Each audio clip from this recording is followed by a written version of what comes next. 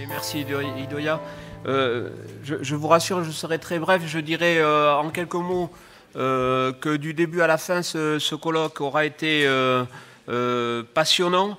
Idoia, Juan, tous les organisateurs méritent notre gratitude pour sa préparation et son déroulement. Je souhaite saluer la haute qualité des travaux déjà accomplis et des interventions de ce jour. Il confirme l'impact et les périls du réchauffement climatique pour les zones de montagne, l'urgence aussi de leur prise en compte.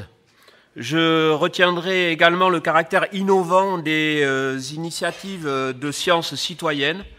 La participation de la société civile encouragera l'appropriation des thèmes du réchauffement climatique. Pour revenir sur la perception du bouleversement climatique, je pense que le déni climatique consiste à nier son existence.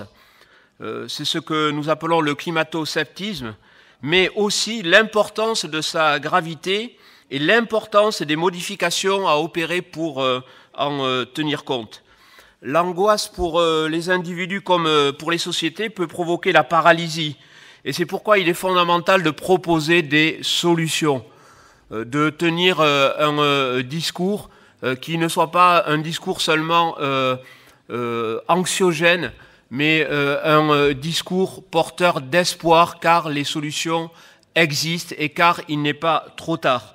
Même si le temps presse, même si nous sommes véritablement au temps des décisions. Je soulignerai aussi, et je l'avais déjà dit ce matin, que bien sûr, l'incertitude est consubstantielle à la recherche scientifique.